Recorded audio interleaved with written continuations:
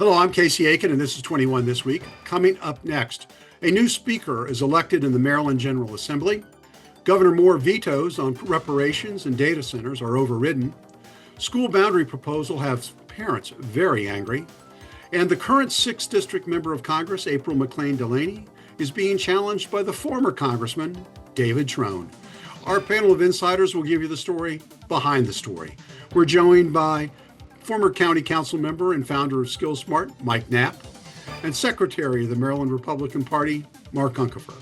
Stay tuned for these stories and more on the next 21 This Week.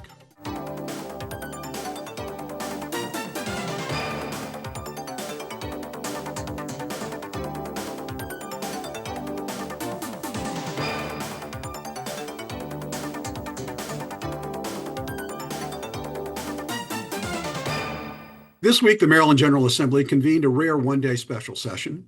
Lawmakers elected a new House Speaker and overrode Governor Wes Moore's vetoes on Reparation Commission, data center oversight, and climate legislation. We've got a lot to cover, so let's get right to it. The General Assembly convened this past Tuesday in a one-day special session to elect Dr. Joseline Penna-Malenik as the new House Speaker.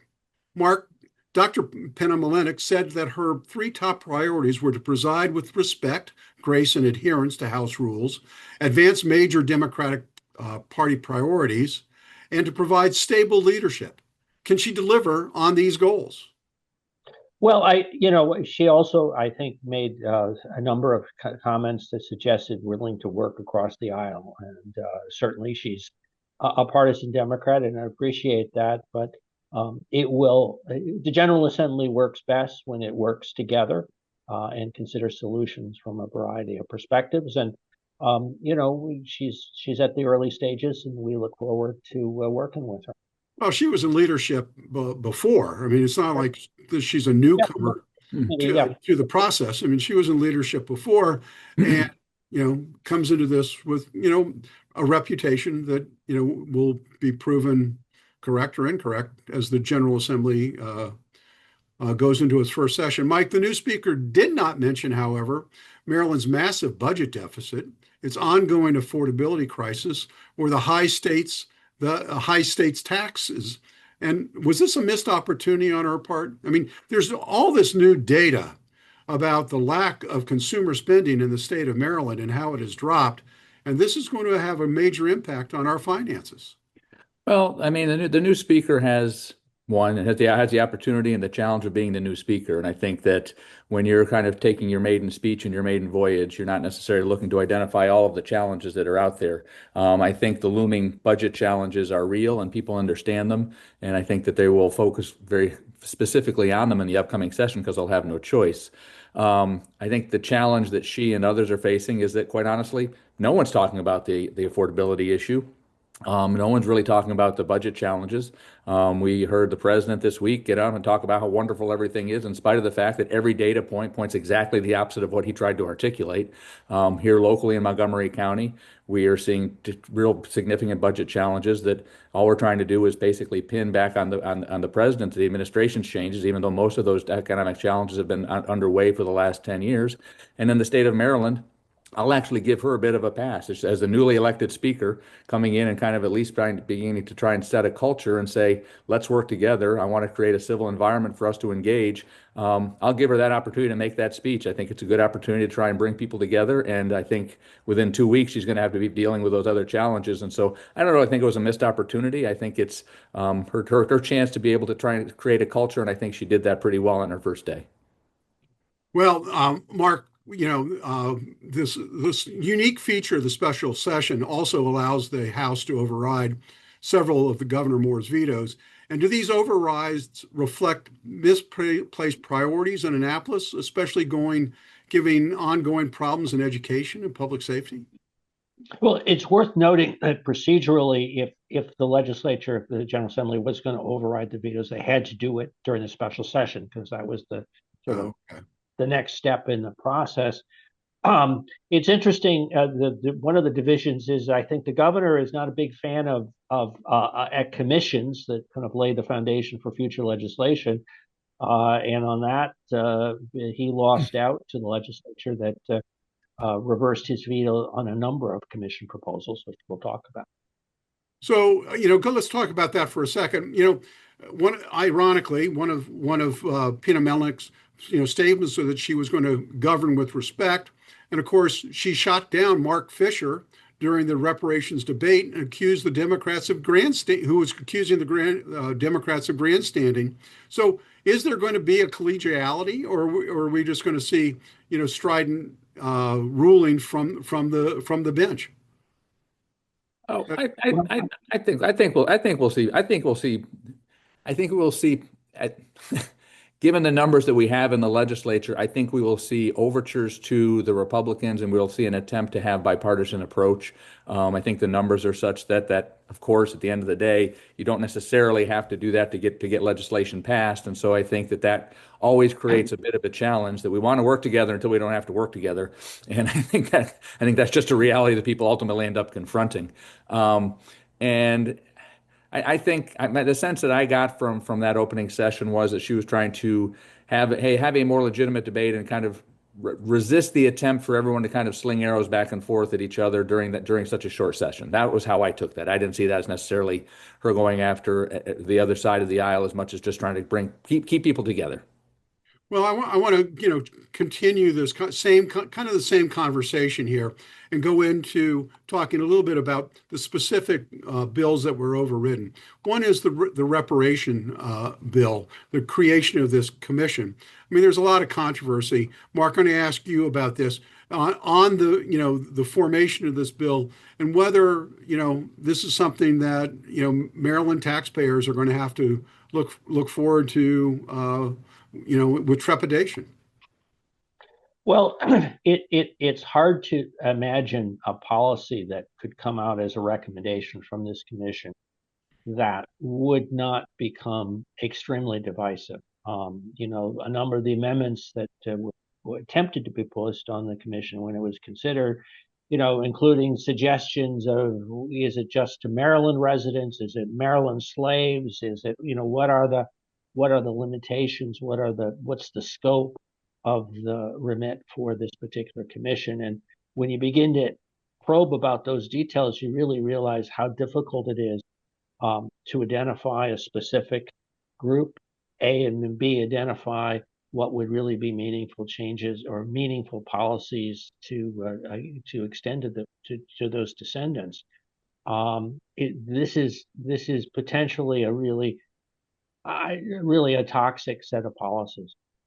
Mike, do you have any thoughts on this?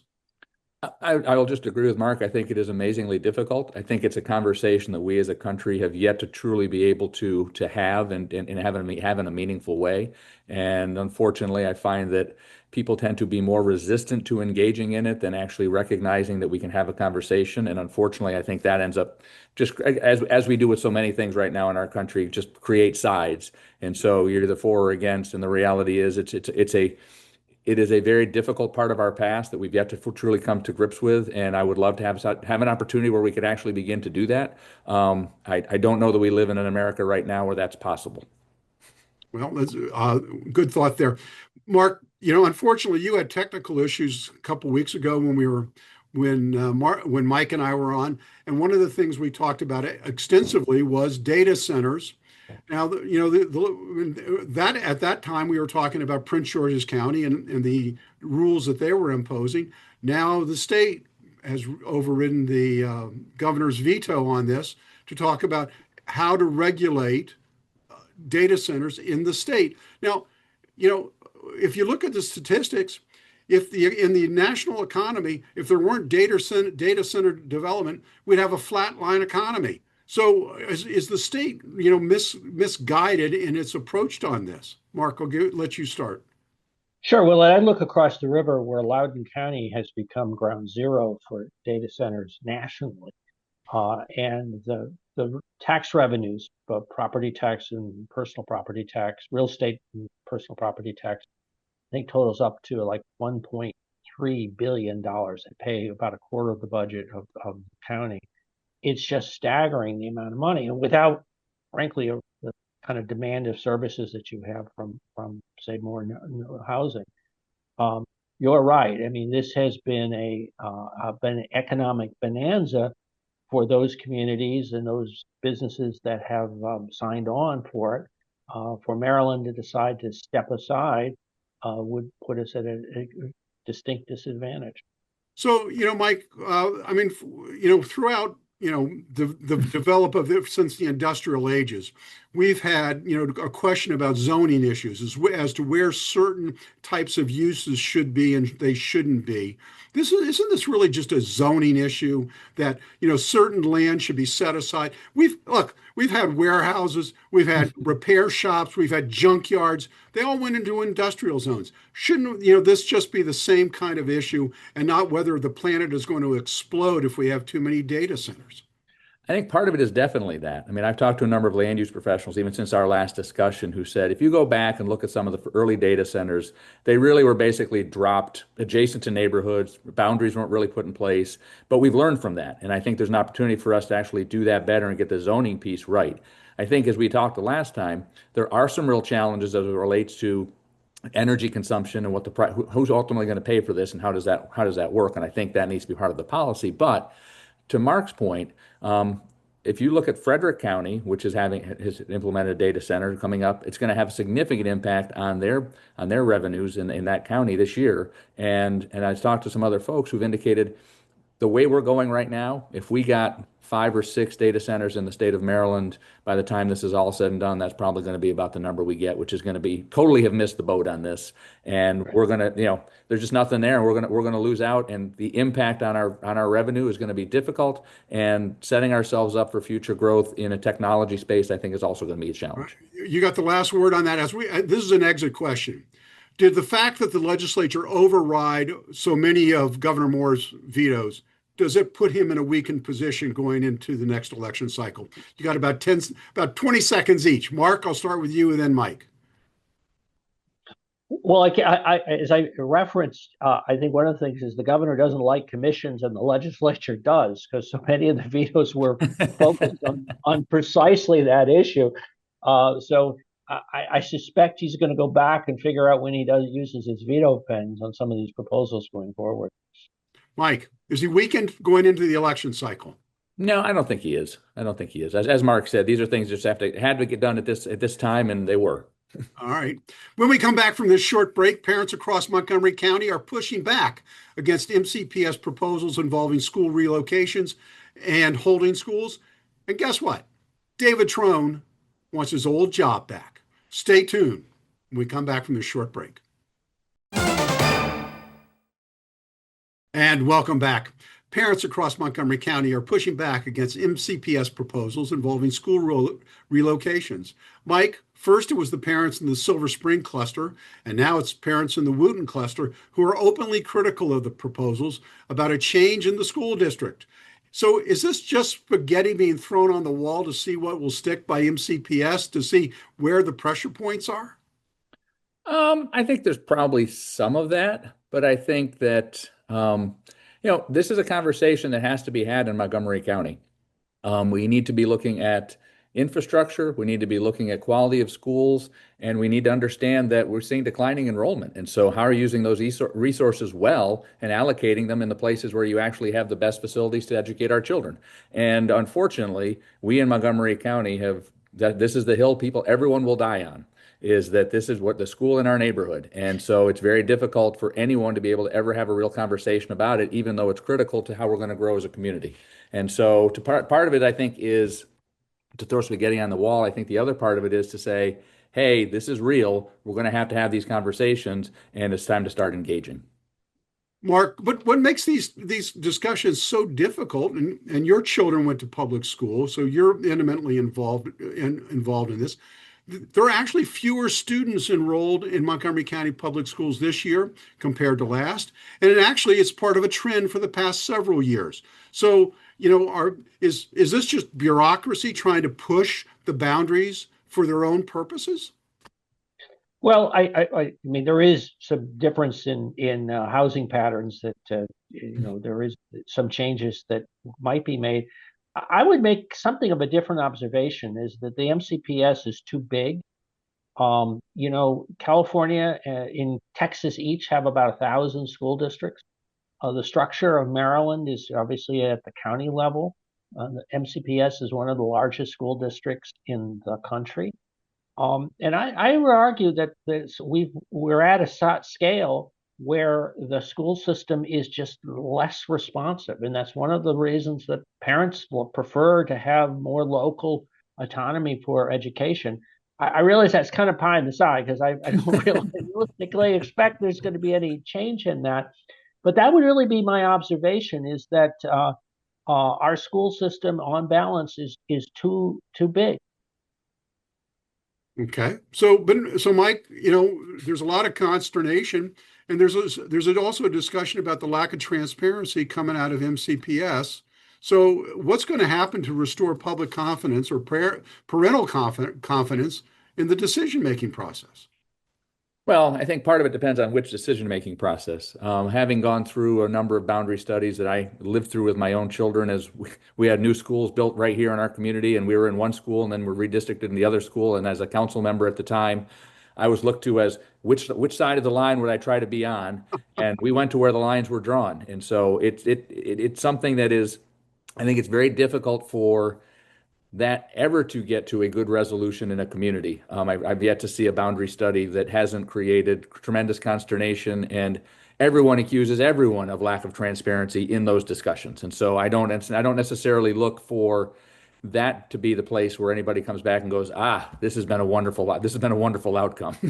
That being said, I have to say that I think the new superintendent continues to, in spite of the fact that they're digging themselves out of a very deep hole, I think he continues to try to be as transparent as he can be and try to put as much information out there, especially relative to what we've seen over the last 5 or 6 years, to make sure that people are at least aware of the discussion, which I think is created part of this. Is I think he's put a lot of stuff out there for people to comment on, and people are commenting. Well, I said early on when we were off the air that this is kind of the third rail of Montgomery County politics, that people are very, very invested in the school system, and they are very invested in their local school and their local school clusters. So, this whole process has got to make sure that there's public trust in the school system, and I hope these decisions don't erode that trust. So let's go on to our next topic, which I always like to save the sexiest for the last part of the show, because it's usually the one that is the most fun. So let's see. I just lost my place about the 6th district race. But part of this discussion was whether or not we should have a redistricting by the legislature on the congressional races. Well, we don't need a redistricting because in the 6th district, the former congressman, David Trone from that district, is challenging the current congressman, April McLean Delaney. So this is a interesting subject, and I don't know who's going to win, but I just want you to know, Mark, because this seat was once held by Roscoe Bartlett and nearly won in 2012 by Dan Bongino, there's hope that springs eternal. So what do you make about this challenge by David Trone?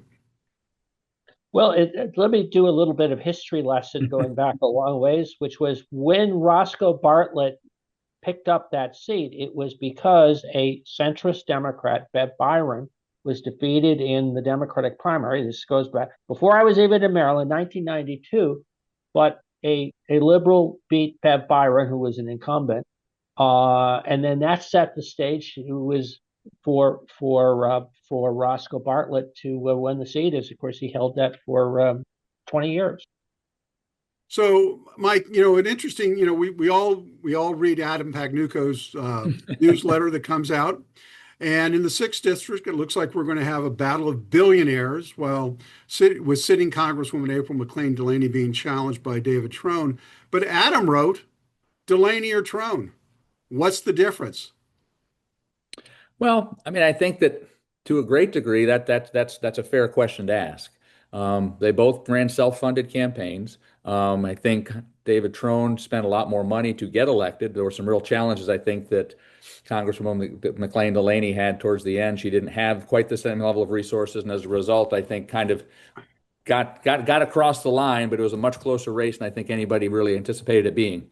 So I think that,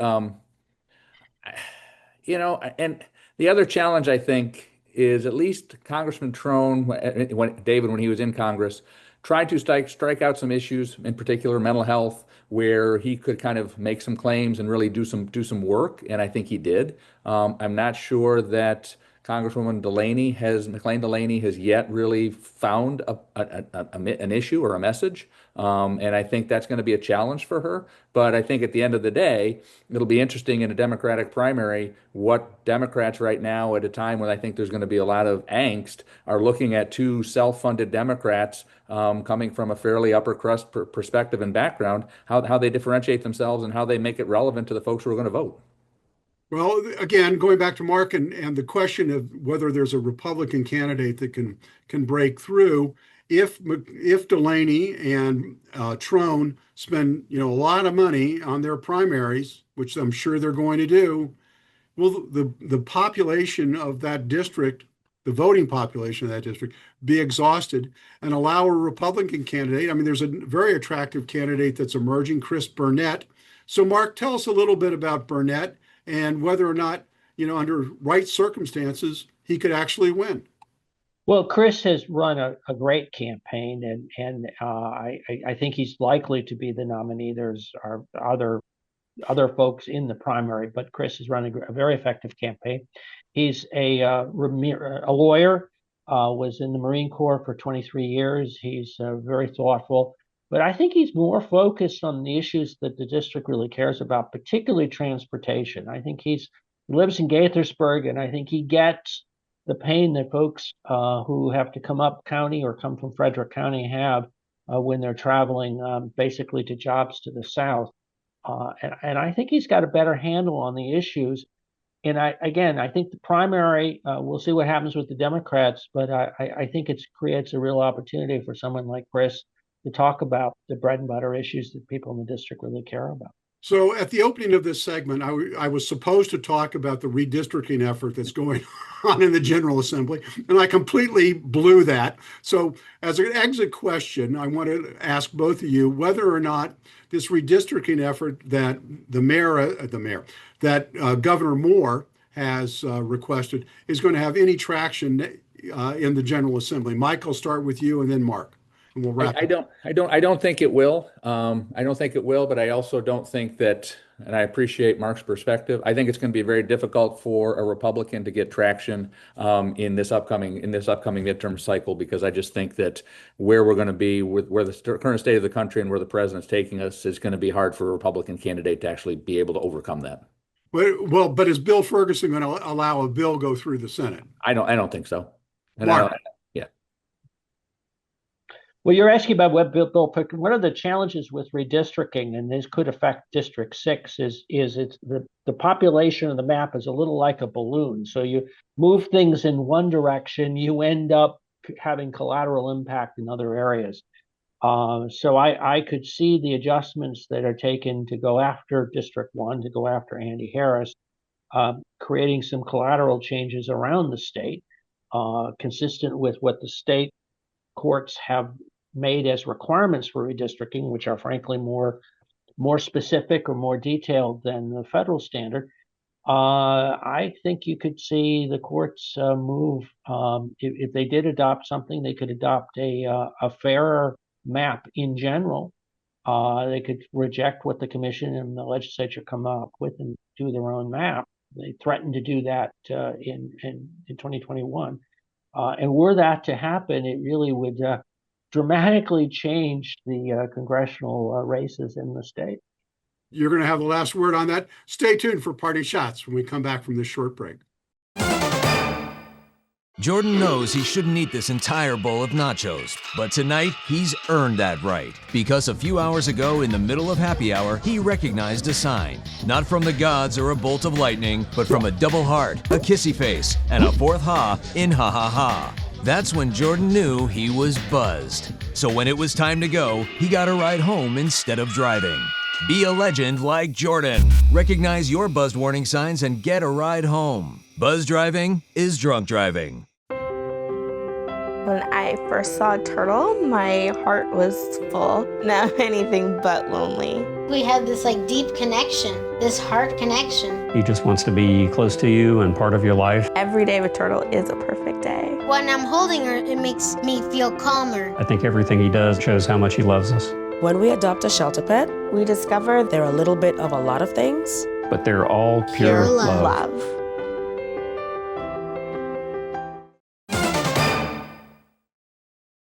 And now with parting shots, Mark Uncapher.